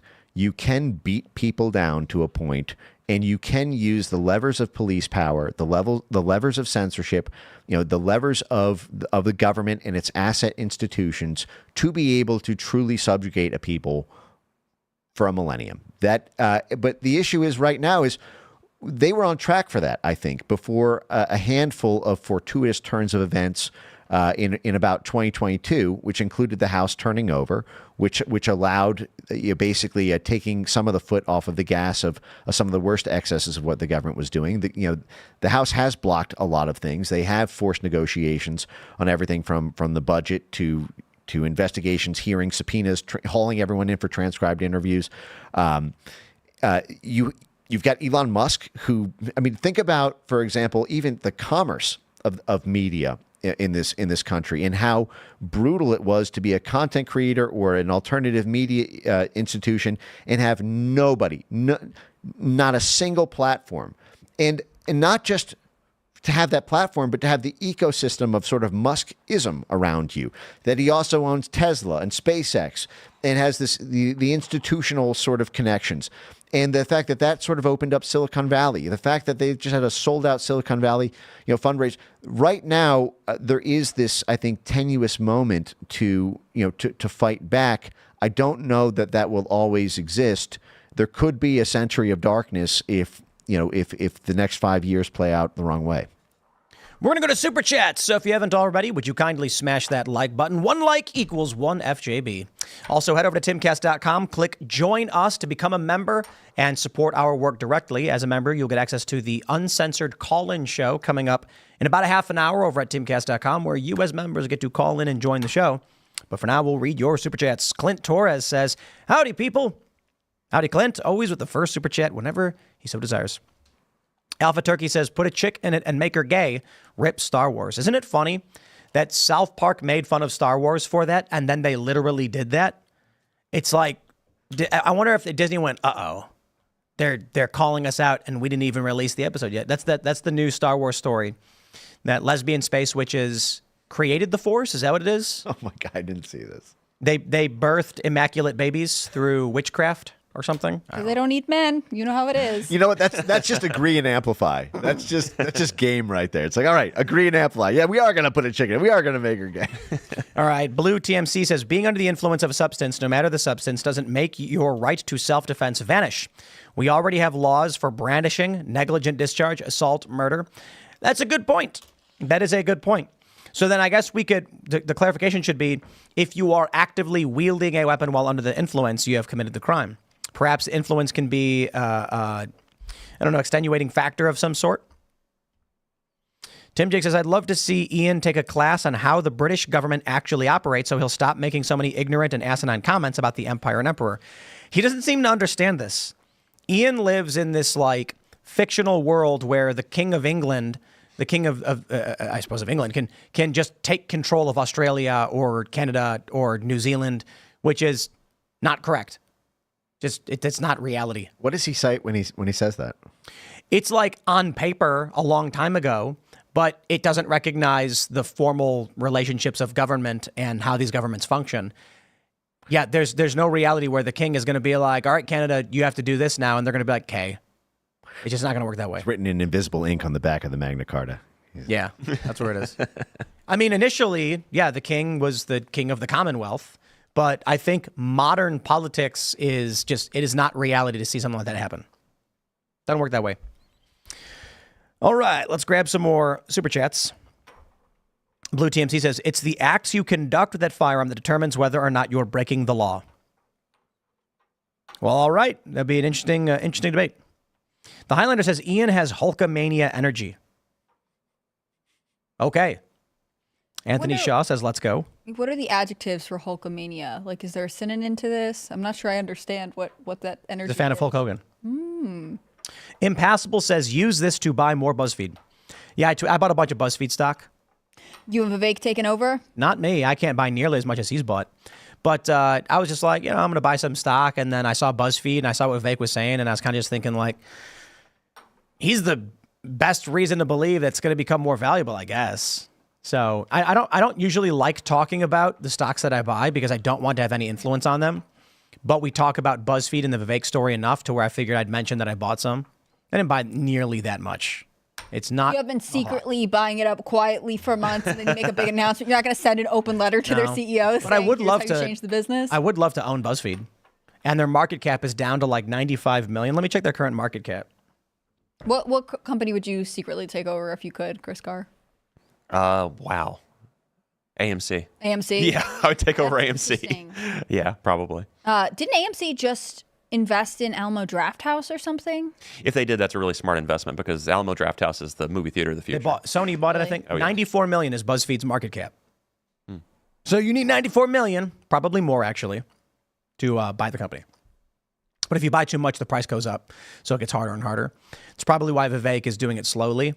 Otherwise, you just, if you say right now you wanted to buy 10 million, you'd crank the price way up and price yourself out. So I don't know exactly what he's doing. All I know is I am part owner of BuzzFeed now. Yeah, it's interesting. BuzzFeed played such an interesting role in the Steele dossier, and they really pioneered. I think there's a book called Attention Merchants, which sort of goes through the history of mainstream media and into the social media age. And there was a whole thing on sort of, BuzzFeed pioneering that sort of viral kitten listicle kind of concept, and then sort of turning the whole news industry into sort of appreciating the power of newsifying things, in listicles and sort of making it sort of in internet speak, making it less like the Sunday edition of the New York Times and more something that speaks, to modern culture. And I actually think, was it Ben Smith? Was he the original CEO? No, the editor-in-chief. Editor-in-chief, yeah. Jonah Peretti's the CEO. Okay. I feel like when he went over to the New York Times, when Ben Smith, I feel like they lost a lot of their, I don't know, I just didn't see him around as much, I guess, breaking big stories. And Ben is a morally good guy who doesn't know what's going on around him. Because I've known him for a while, and I've talked to him a couple times. He has very little deep understanding of what's actually happening in the country, but he's not a bad guy. There are a lot of people in the corporate press who are evil, know what's going on. He's the opposite. He has no idea what's happening, but he's a good guy. Yeah, it's unfortunate. Because he's the kind of guy where, like, if you can prove something is true and he will recognize it, then he'll say it. But I will give him this shout out. When BuzzFeed News fabricated a story about a black man killing another black man over a fried chicken sandwich, I got pissed off that they published the fake story because it's disgusting. What happened was when Popeyes released their new chicken sandwich, remember that big trend that happened? Mm-hmm. There was a guy who was at Popeyes. Someone cut in line. And it was nothing to do with the sandwich. It was just a guy cut in line. He went outside and I can't remember exactly what happened, but the guy was like, hey, don't cut. Like, who do you think you are? And then the guy, I think, stabbed him and killed him. And it was not over a chicken sandwich. It was people got into a fight at a Popeyes. But they couldn't resist the story. The family members were shocked, outraged, and upset that the media was lying and claiming that they were fighting over. The implication was that there was one chicken sandwich left and it was so much of the guy to stab him. When BuzzFeed ran that story, I reached out to Ben Smith and I said, hey, this is not correct. Here's the proof. The family is saying this is not what happened. And he said, so what? He did not care that he published fake news. That's scumbaggery. Yeah. Well, that kind of makes me revisit that he's a good guy. Well, I'm not going to condemn. There have been many instances where he has done the right thing on stories of, more importance. Like a viral clickbait story he doesn't care about, I think is scummy. But there have been bigger, more important stories where he's done the right thing. That being said, based on the conversations I've had with him, he has like some of the thinnest, like the most shallow understanding of like what's going on in the world. Right. It is interesting that BuzzFeed really made its bones on going viral. That was true of their news team, but that was also true of their listicles to a certain extent, the video components that they launched at one point. Like, it was about getting as many eyes on whatever you're doing as possible. So it's not surprising to me that, like, that would take precedence in their newsroom, especially when you're coming up with headlines. But it's definitely not something that other news outlets that were online were doing the way they were. Right. Kane Abel says, I don't like Biden. He is corrupt and has done so many illegal things, but wow, I pity him. This is definitely elder abuse. He is gone. This is Obama's third term, not Biden's term. Dude, that video today, I mean, there's a reason it got 10 million views in only a couple hours, in like 6-7 hours. He's standing around at a skydiving presentation, and then he just like cornholio arms, spins around, and then starts walking in a random direction. Like he's just gone, man. There's people defending him, though. They're saying it's not a big deal. Like, he Of does course, have staunch defender, like this one guy I pulled up. What's happening here is that you're an old guy who moves kind of stiltedly. It's very easy to find brief clips that look strange to people already committed to the idea he's lost it. He has lost it. I've heard him talk.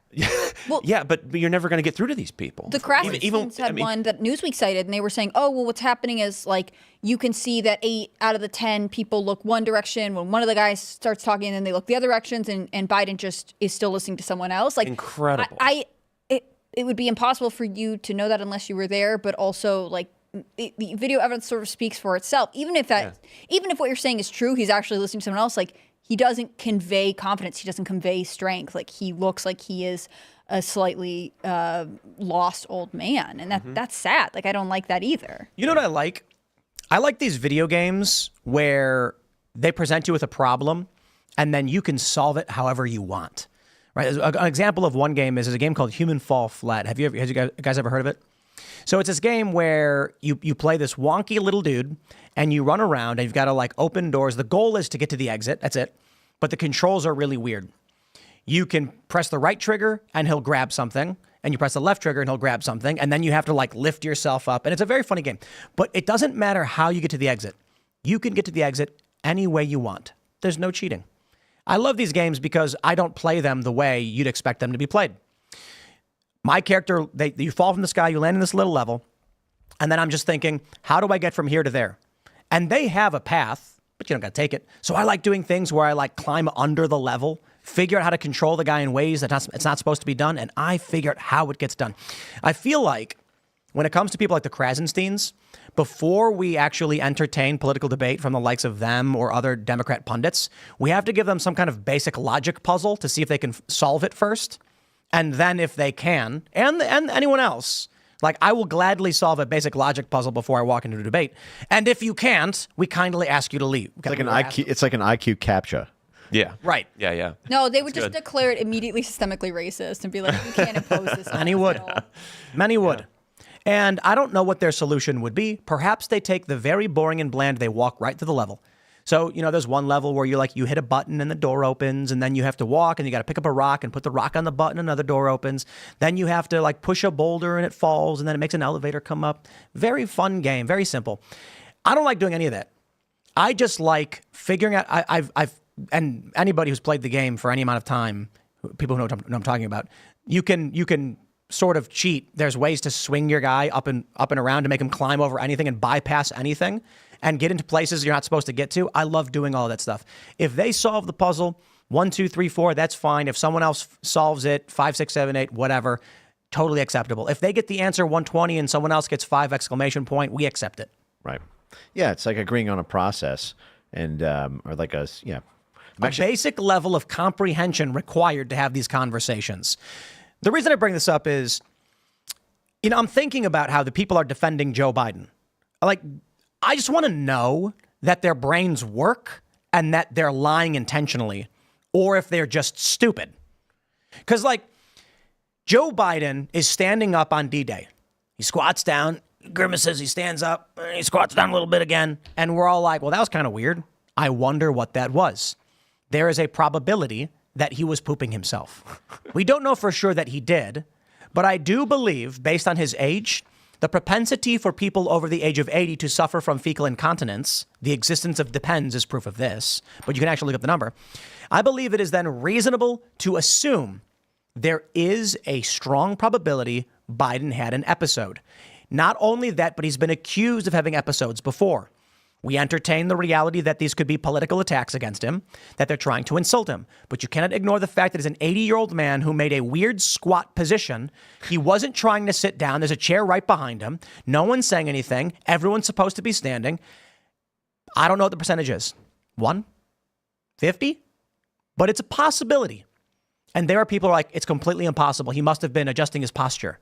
And I'm like, how often do you see people do anything like that that's adjusting their posture?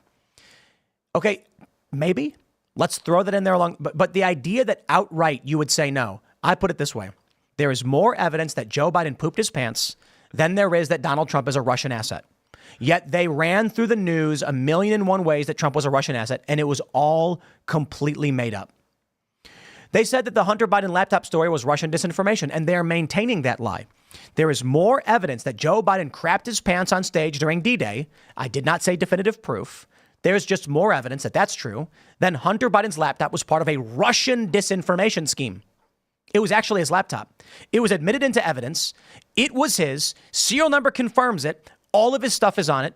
And right now, journalists are still tweeting, but it still is part of a Russian disinformation campaign. The argument they're making now is the Russians stole the laptop and then secretly handed it off to a pawn shop so that some Trump supporter could pick it up. That is ridiculously assumptive and circuitous. That being said, there's more evidence. And so there are people who are like, there's no way he pooped his pants. You're making that up. But the laptop, that's a Russian spy operation. I'm like, okay, your logic doesn't exist.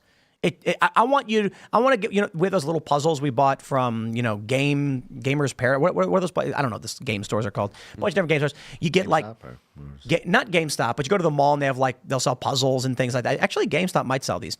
And it'll be like 3 triangles and you're like, how did these get together? And then you have to spin them to make them come apart. They're so fun. Yeah, I'm going to put that on the door outside and be like, before anybody comes in for a debate, figure this one out. I don't care how long it takes you. If you can figure it out, you can come upstairs. I think it's probably more fun to be illogical, though, right? Because you're not tied to any sort of map or path to making straightforward conclusions or things that make sense. Like it doesn't have to add up, and that's sort of more fun. You could just continue to twist and add and take away and subtract and go back on things. Like it doesn't matter if you're illogical. It's like an LSD trip for logic. The Xbox Gamer says it was Enterprise B in yesterday's Enterprise. So I was talking about Star Wars being complete garbage, and there's this woman who made a video talking about the birth control pill, saying that it makes women like their brothers, like it makes them attracted to their brothers.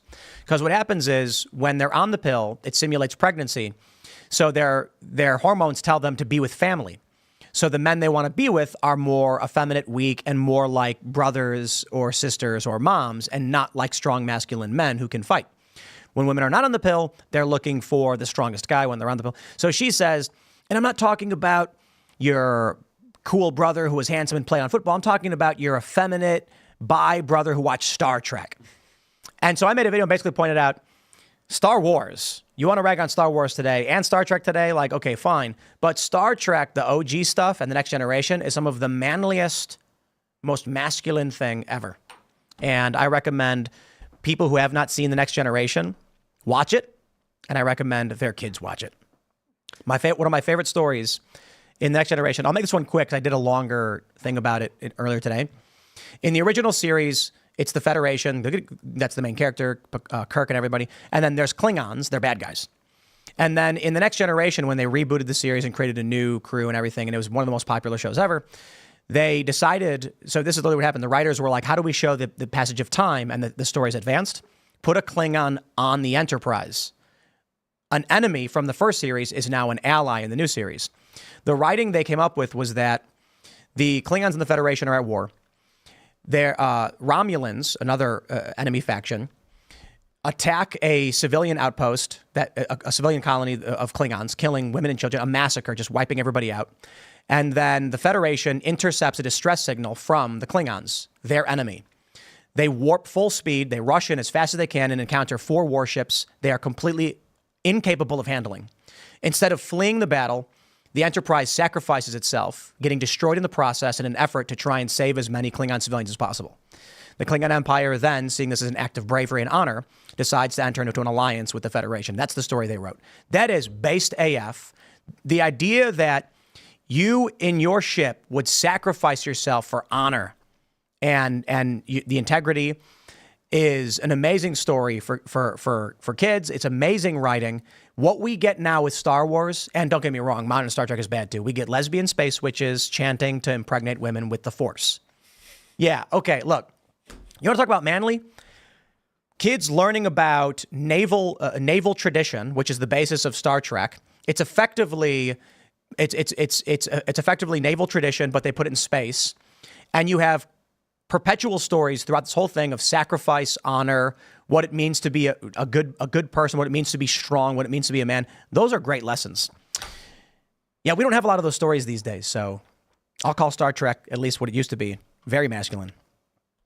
I thought you were going somewhere different with that at first because, of like a Klingon being, someone from the enemy side being on your ship. I was rewatching Austin Powers on a plane. It was just like a movie while I was traveling. And there's a really funny scene because I think Austin Powers was made in like 1997, the original one. And there's this scene which, when I watched it as a kid, like I just thought I didn't even process its sort of geopolitical sort of implications, especially today when we're at war with Russia. But essentially, Austin Powers is like cryogenically unfrozen, and instead of being in the year like 1960 as like a guy with mojo and everything, he's now in the 1990s in what was then the present day, and British intelligence cryogenically unfreezes him. And there's standing in front of him are like two Russian scientists in the British intelligence lab here, and he immediately gets in his fighting posture and is prepared to karate chop them. And then he's told by the MI6 guy, no, it's Austin, it's 1997 now. The Russians are our friends. And it's so funny because 1980s was all like hardcore Cold War propaganda. They're the enemy. We're back to that now. Right. But like we had this period during the Yeltsin years from 1991 to 1999 where Austin Powers, was made, where it was like we have a Klingon on our ship and it's a good thing because they're not the enemies. We have this alliance now. Of course, now that could never be made today as a comedy. What's her name says, lost my mom a few weeks ago unexpectedly. She was a huge Timcast fan and got me watching. We would always discuss the show. You and Luke, her favorite, woke her up and she walked away from the left. Thank you. Wow. Sad to hear it. Sorry about your loss, but I'm glad you found the show and you shared something, and I hope for the best. Wish you the best. Let's grab a couple more super chats here. Danny O'Shea says, Mayorkas has been trafficking people, especially children, through red states. Where's the arrest warrants? Absolutely. Tennessee. Huge story several years ago that the Biden administration was trafficking children into Tennessee. And Tennessee legislators were upset about it. No action? None whatsoever. Wow. That's amazing. Slow Brain says, did West Virginia spend $1 million on a pride mural on the street, or did I read that wrong? I do not believe they spent $1 million. Is that? There is. I don't know how much it costs, but there is a huge pride mural in Huntington, right? In Huntington. It's basically Kentucky, I think. It's on the border. Far west, West Virginia. So it's the LA of West Virginia, I guess. But it's already getting completely obliterated. People are just destroying it. They're just driving their cars over it. They're squealing their tires. It's nuts. Where's that case now where they've made it a crime to do a donut on it, right? Yeah, I think in Washington, right? Desecrating a pride flag is a felony or something like that. Yeah, I know there's some crazy ongoing case where they threw the book at this guy. Oh, there's like 50 right now. Probably. There are some kids who are riding scooters and they're getting charged with felonies. Scooters? It's all the way down to scooters. They were riding scooters around and it left scuffs, so they said it was vandalism.